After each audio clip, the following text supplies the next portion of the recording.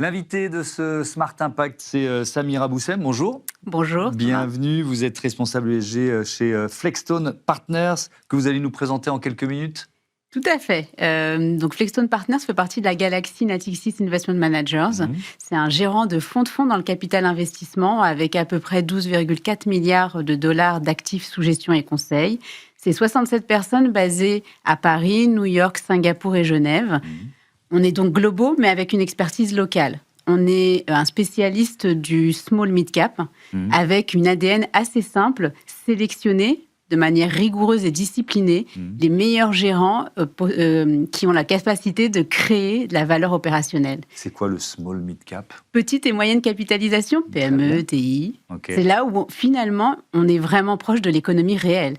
Et toute notre approche responsable fait sens, puisqu'on va aller sélectionner des gérants, comme je viens de le dire, qui ont la capacité et la volonté d'accompagner les sociétés, ces petites sociétés, dans leur transformation et donc dans leur transformation responsable.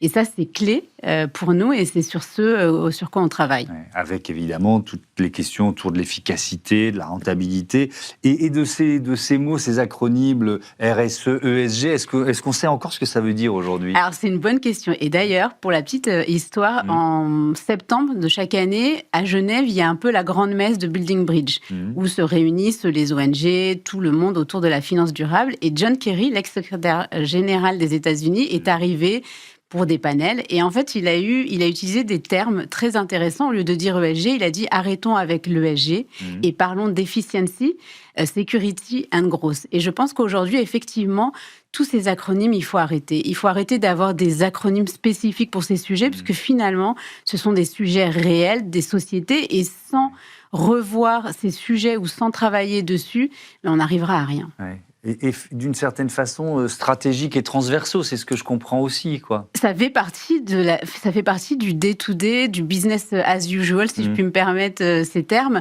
Donc en fait, aujourd'hui, quand on regarde une société, quand on veut accompagner des gérants, puisqu'on est en fonds de fonds, donc ces gérants-là investissent dans des participations, ils vont créer de la valeur opérationnelle. Cette valeur opérationnelle, elle peut pas être dissociée entre je vais chercher de la croissance et puis non, je vais aller travailler sur les employés, sur des sujets sociaux, sur des sujets d'efficience énergétique, par exemple. Donc, ça fait partie, finalement, de cette création de valeur opérationnelle. Votre stratégie d'investissement responsable, comment vous la définissez ? Alors, on la définit plutôt... On n'est pas en train de chercher... Donc, on investit au travers de gérants. On fait du fonds de fonds, donc on n'investit pas en direct dans les participations. Donc, nous, on veut vraiment sélectionner des gérants qui ont cette capacité et la volonté de travailler avec leur participation. Donc, concrètement, ça veut dire qu'ils investissent dans leur participation et ils vont les accompagner. Ils ont une réelle exécution, finalement, d'aller mettre en place des plans d'action. Et donc, quand on analyse ces plans d'action, on regarde vraiment de quoi on parle concrètement et quels sont finalement les moyens déployés. Et ça, c'est important. Donc, on est plus dans une approche de transformation, d'accompagnement et on ne cherche pas forcément des gérants qui sont déjà en place sur ces sujets. On est aussi là pour accompagner parce que pour nous, ce qui est important, c'est aussi la trajectoire. C'est pas juste le moment, comment on est à aujourd'hui, c'est quelle est la trajectoire, la volonté et la conviction. Ouais, et alors ça répond en partie à la question que je vais vous poser maintenant sur le backlash, sur le retour de bâton. On est quand même dans une période particulière aux États-Unis, en Europe. Est-ce que vous le ressentez ou est-ce que justement il y a une trajectoire qui ne s'infléchit pas ? Alors, effectivement, il y a eu tous ces sujets, le ESG backlash. Alors, je ne sais pas si vous visualisez la hype cycle de Gartner, qui est en fait une courbe assez intéressante, qui finalement, qui n'a rien à voir avec le ESG, mais qui est utilisée pour un peu définir les étapes d'innovation. Donc, on a toujours l'engouement. Un pic, et puis des illusions, et ensuite un plateau. Et on peut l'utiliser sur l'investissement durable. On a exactement les mêmes phases. Donc, c'est vrai qu'au début, on a eu un engouement, on a eu un peu beaucoup de marketing. On a mis énormément de choses sur les épaules de l'ESG. Sauver la planète, je pense qu'on était un peu... ambitieux. Exactement, merci. Un peu beaucoup ambitieux. Et puis surtout, faut pas se voiler la face. C'est pas vrai, c'est pas ça qu'on cherche avec l'ESG. Donc, en fait, on a mis énormément de choses sur les épaules de l'ESG. Donc, on arrive aujourd'hui finalement, ce qui se passe aujourd'hui peut être vu comme mérité. Et je pense que voilà, c'est cet ESG backlash dont on parle aujourd'hui, on sait pourquoi il est là.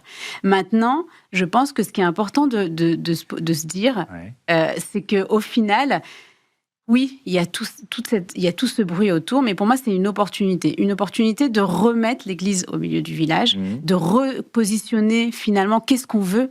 De quoi on parle exactement? Et il y a eu un article récemment de François Guem, qui est professeur à HEC et surtout qui est le co-auteur du 6e rapport du GIEC, qui dit la fin de l'ESG backlash. Pourquoi il dit ça? Il dit ça par rapport au François contexte. Gemène, c'est ça? Oui, exactement, pardon.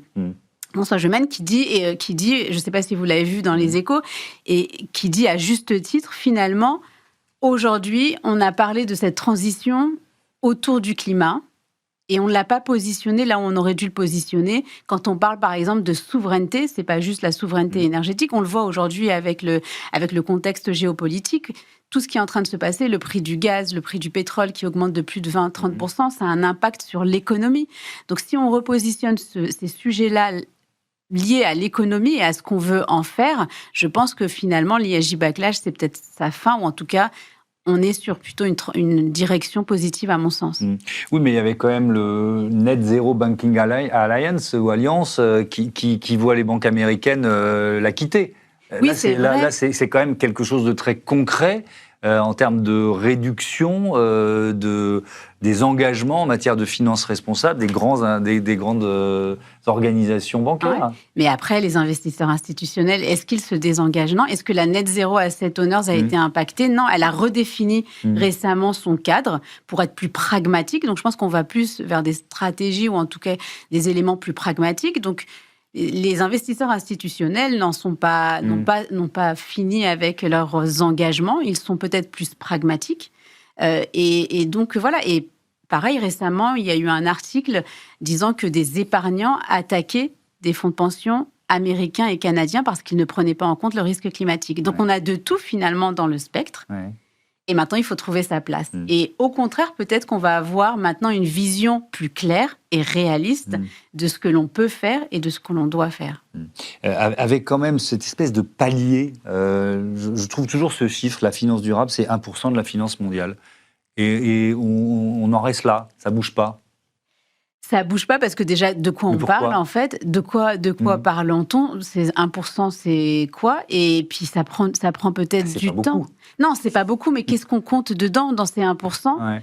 De quel fonds parle-t-on? Est-ce qu'on a toutes les données dessus? En tout cas, on sait qu'on a un besoin. C'est vrai qu'aujourd'hui, on a un vrai gap. Ça, il faut le reconnaître. Donc, qu'est-ce qu'on doit faire aujourd'hui pour creuser, pour justement ne plus creuser ce gap, en fait? Donc, il y a un vrai travail, je pense. Parce que vous êtes d'accord avec moi, il faut dire que vous détenez là un levier, levier financier, qui est peut-être, moi je suis convaincu que c'est le plus efficace. Bien sûr. En termes de transformation. Pourquoi on reste, il y a ce plafond de verre là des 1%? Je suis d'accord, il y a trop de définitions, c'est plus où sont les labels, etc. Mais il n'empêche qu'on voit bien qu'il n'y a pas un mouvement mondial pour passer à 5 ou 10%. Donc c'est quoi? C'est moins rentable? C'est tout simplement pour ça? Je ne pense pas que ce soit moins rentable. En fait, déjà, comment on calcule cette rentabilité? Est-ce qu'aujourd'hui, justement, on ne fait pas un focus trop sur ce côté rentable court terme et qu'on ne regarde pas le côté rentable long terme? Donc déjà, posons-nous la question de quand on parle de rentabilité, est-ce qu'on regarde les bons indicateurs? Est-ce que finalement, toutes ces externalités négatives aujourd'hui, finalement, une société, lorsqu'elle impacte de manière négative l'environnement, ça retombe sur son business à elle-même. Donc, du coup, quand on parle de rentabilité, est-ce que ça, je l'intègre?